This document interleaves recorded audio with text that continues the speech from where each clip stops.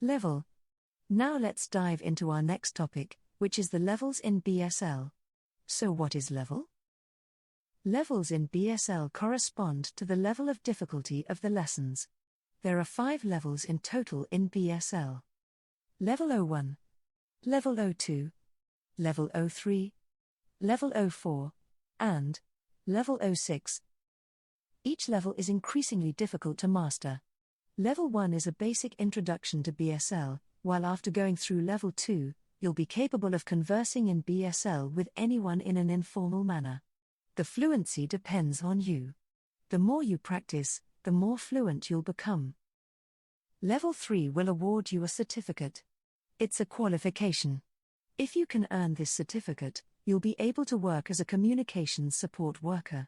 As you may have guessed, Level 3 isn't necessarily required if your only goal is to have an average fluency in BSL.